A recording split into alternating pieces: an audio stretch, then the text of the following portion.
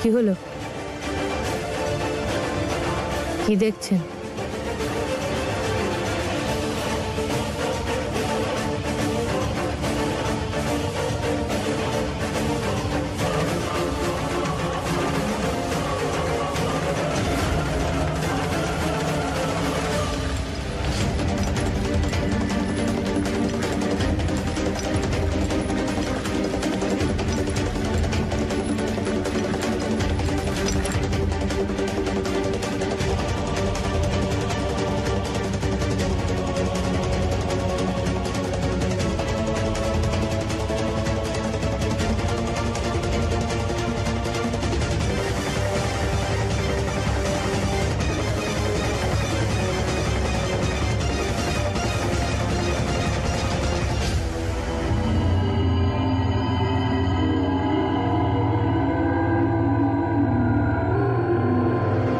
ইনি হলেন মিস্টার শোভন। ওহো, nice to meet you sir. Same here.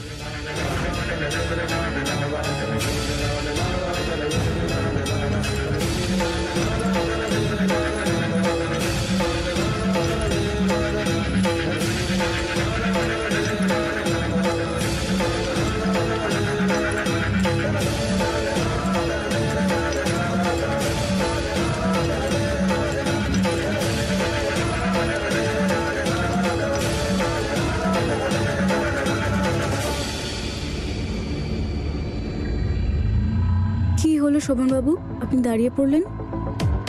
কিছু না, তুমি যাও গাড়ির সামনে গিয়ে দাঁড়াও, আমি ম্যানেজমেন্টের সঙ্গে কথা বলে আসি। ঠিক আছে।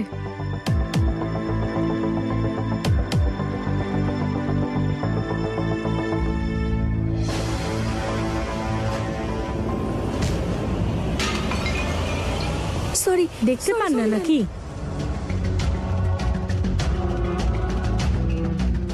আপনি এনাকে চেনেন? হ্যাঁ হ্যাঁ, আমি চিনি ওনাকে। এই হাসপাতালেই আছে না? আমি শুনেছিলাম কোমায় আছে। এখন কোথায়? এখানেই আছে ম্যাম, এই মাত্র আইসিইউতে শিফট করা হলো। আসুন আমার সাথে, তাড়াতাড়ি আসুন। চলুন এদিকে।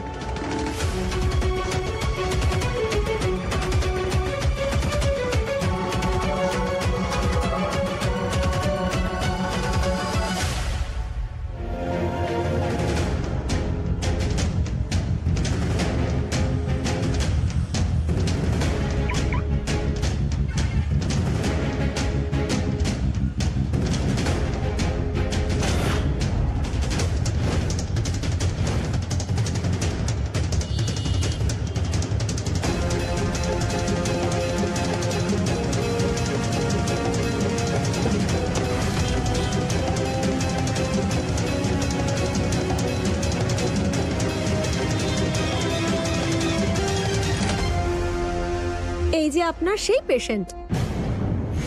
কোথায়? এখানে তো কেউ নেই। ও মাই গড, আইসিইউর পেশেন্ট হঠাৎ কোথায় চলে গেল? এক মিনিট, আগে আমাকে বলুন, ইনিই ছিলেন তো? ইয়েস ম্যাম, ইনিই ছিলেন। স্যার, স্যার ওই পেশেন্ট। ডাক্তারবাবু, আপনার ওই রোগী, উনি ইনিই ছিলেন? হ্যাঁ ম্যাম। আপনি পুরো নিশ্চিত ইনিই ছিলেন? হ্যাঁ ম্যাম, গত 2 মাস ধরে আমি ওনার চিকিৎসা করছি। ওনাকে চিনতে আমি কি করে ভুল করতে পারি? কিন্তু উনি গেলেন কোথায়? স্যার, টেস্টের পর আমি ওনাকে এখানেই এনেছিলাম। ওনাকে তাড়াতাড়ি খুঁজতে হবে, চলো।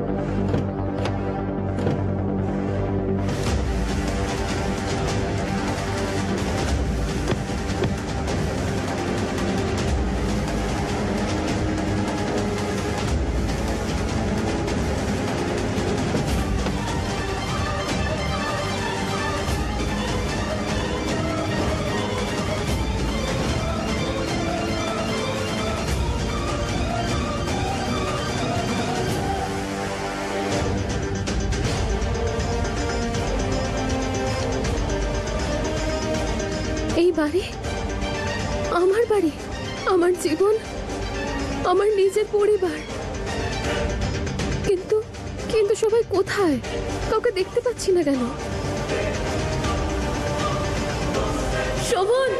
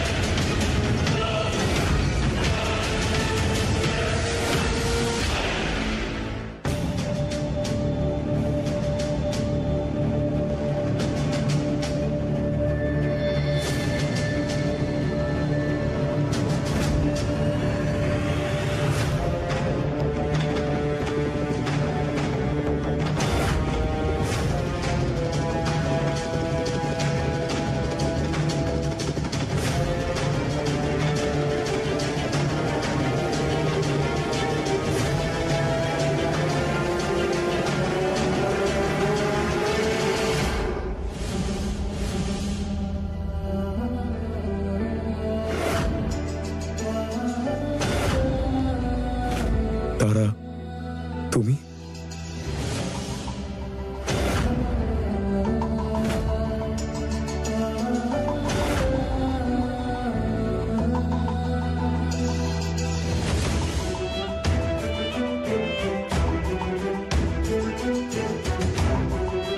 শোভন,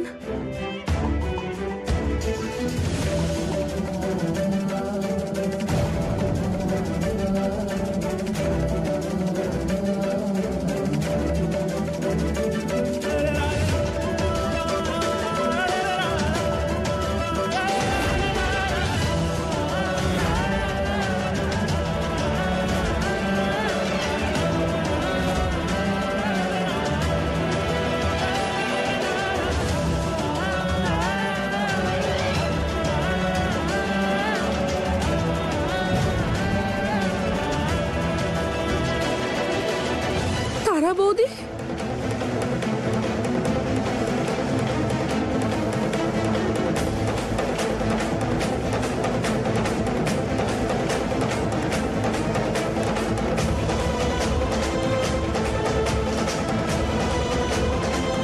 ওদের সব বিপদের কারণ অতীতের ওই খোলা দরজা।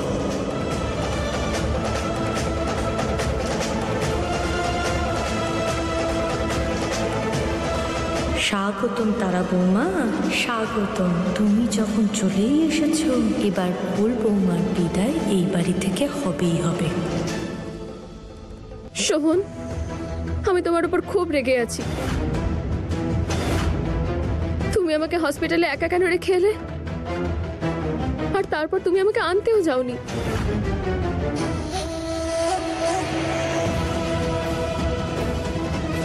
আমরা একসঙ্গে গিয়েছিলাম না হসপিটালে? আমি যাতে মা হতে পারি সেই জন্য।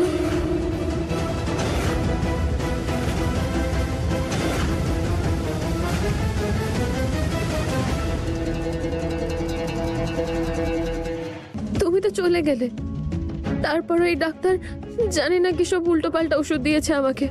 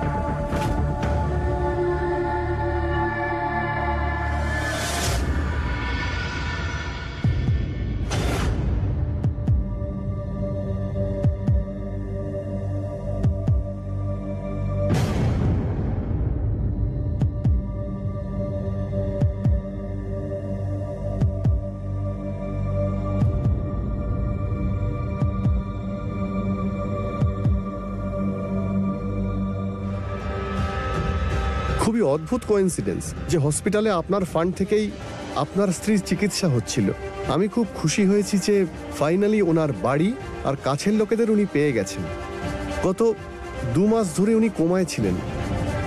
কিন্তু ডাক্তারবাবু, তার আগে আমি যখন 2 বছর আগে হসপিটালে প্রেগনেন্সির কারণে নিয়ে গিয়েছিলাম তখন এর কথা ও এখন কেন বলছে? আমার অবজারভেশন এটাই যে ওনার পার্শাল মেমোরি লস হয়েছে, মানে ওনার স্মৃতিশক্তি একেবারে চলে যায়নি, কিন্তু উনি ওনার জীবনের বেশ কয়েকটা বছর ভুলে গেছেন। যেমন আপনি এক্ষুনি বললেন যে আপনি 2 বছর আগে ওনাকে হসপিটালে নিয়ে গেছিলেন, তাহলে হয়তো উনি ওনার জীবনের 2 বছর পিছিয়ে গেছেন আর ওনার স্মৃতিশক্তি ওখানেই এই সময় আটকে আছে। গত 2 বছর ধরে ওনার জীবনে কি কি হয়েছে সেসব ওনার কিছুই মনে নেই।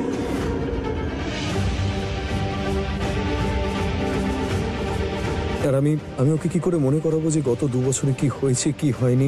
দেখুন, এখন নয়, এখন আপনাদের একটু ধৈর্য ধরতে হবে। দেখুন, এখন ওনার মানসিক অবস্থা এমন নেই যে এখন আপনারা জোর করে ওনাকে কিছু মনে করানোর চেষ্টা করতে পারেন, কারণ এতে উল্টো প্রভাবও কিন্তু পড়তে পারে, বা এটাও হতে পারে যে উনি পুরোপুরি মানসিক ভারসাম্য হারিয়েও ফেলতে পারেন। আপনাকে শুধু এটুকু বলতে পারি যে ওনার মস্তিষ্ক এখন টাইম বমের মতো টিক টিক করছে। যদি সেটাকে নিয়ে নাড়াচাড়া করা হয় তাহলে কিন্তু এটা ওনার জীবনকে তছনছ করে দিতে পারে। ব্যাস, আপনি এই বোনটাকে নিজে থেকেই শান্ত হতে দিন, মানে সময়ের সঙ্গে আপনি ওনাকে ঠিক হতে দিন। আমি মেডিসিন লিখে দিয়েছি, পরে যদি কোনো রকম ইমার্জেন্সি হয় তাহলে আপনি আমাকে ফোন করবেন, আমি আসছি।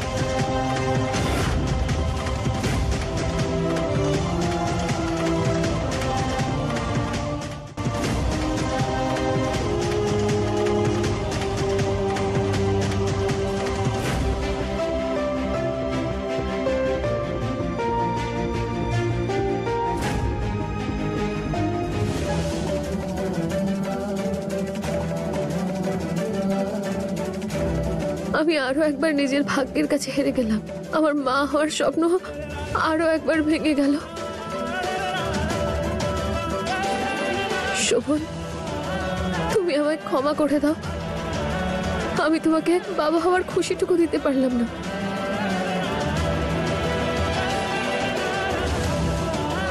কিন্তু তুমি আমার সঙ্গেই থাকবে, আমাকে ছেড়ে চলে যাবে না। আমি কথা দিচ্ছি, আমার শেষ নিঃশ্বাস পর্যন্ত চেষ্টা চালিয়ে যাব।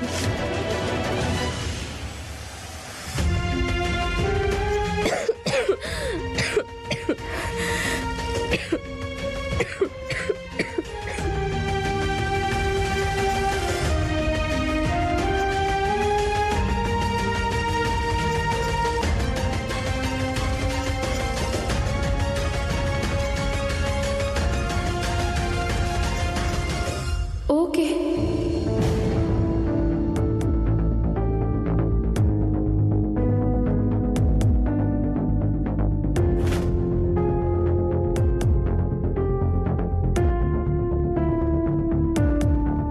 তারা বৌমা, ও হলো ফুল, ও আমার বন্ধুর মেয়ে।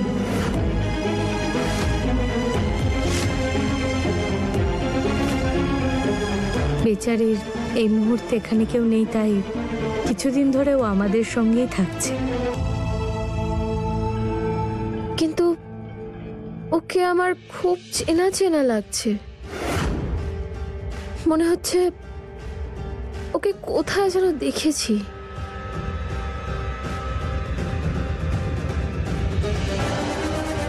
আরে আমিও না কি সব বলছি, আমি কি করে ওকে চিনবো? আমি তো ওকে দেখিনি। যদি চিনতাম তাহলে তো মনে থাকতো, তাই না? আমার স্মৃতিশক্তি খুব ভালো।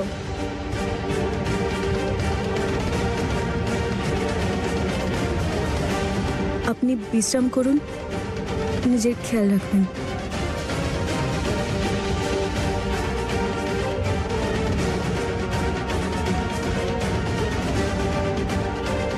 আমি এক্ষুনি আসছি বৌমা। দীপিকা, তুমি ওর একটু খেয়াল রাখো, আমি আসছি।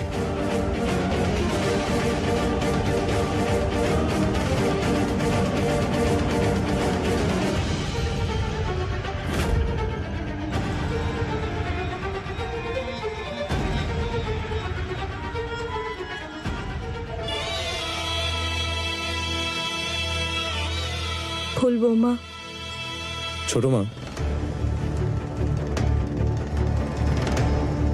তুমি ভিতরে মিথ্যে কেন বললে? তুমি তো সত্যিটা জানোই, ওর সঙ্গে আমার আর কোনো সম্পর্ক নেই, আমাদের ডিভোর্স হয়ে গেছে। বাবা তোমার কি মনে হয় আমার জন্য ওই কথাগুলো বলা সোজা ছিল? একদমই না বাবা। কিন্তু আমার কাছে অন্য কোনো রাস্তা ছিল? তুমি নিজেও তো ছিলে ভেতরে। ডক্টর বৌমার শরীরের অবস্থা কি বললেন তুমি শোনোনি? আচ্ছা আমি বাকি সব কথা ছেড়ে দিলাম।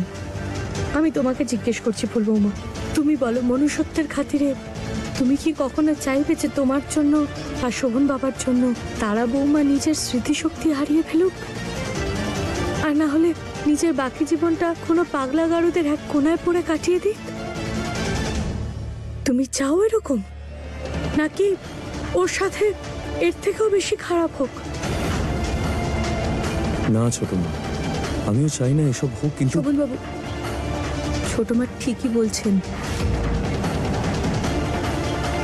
যতদিন না তারা দিদি সুস্থ হয়ে উঠছে আমাদের ওনাকে সত্যিটা জানানো ঠিক হবে না।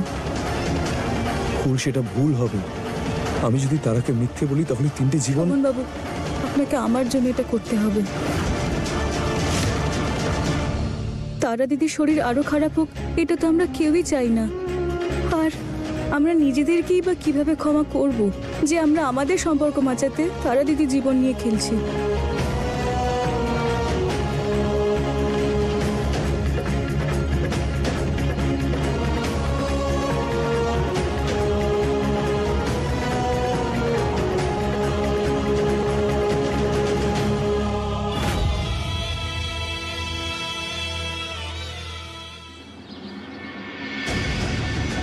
সাবধানে।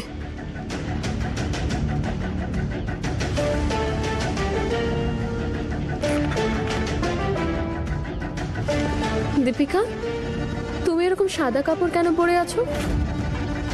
আর অজয় কোথায়? 1 মিনিট, মনে পড়েছে, নয়নার তো 3 বছরের জন্মদিন আসছে, তাই না? খুব ধুমধাম করে পালন করব। অজয় আসুক, বলবো জন্মদিনের সব আয়োজন তাড়াতাড়ি করতে।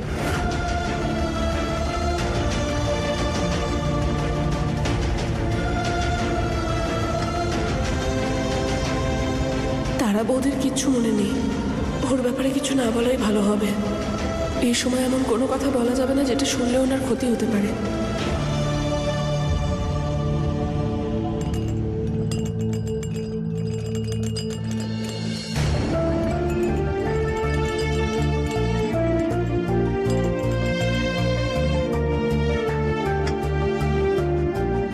মা ঠাকুর, আপনি ঠিক আছেন তো?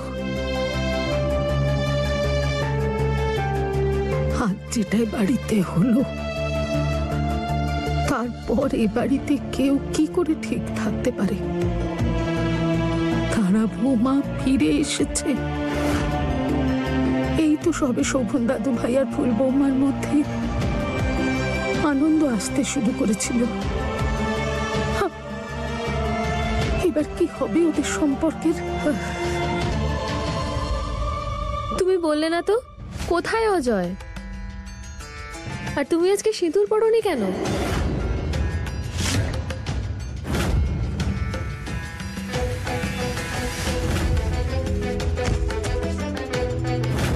ওই আমি ভুলে গেছি, পরে পরে ঘরে গিয়ে পড়ে নেব। পরে কেন, এখন কেন নয়?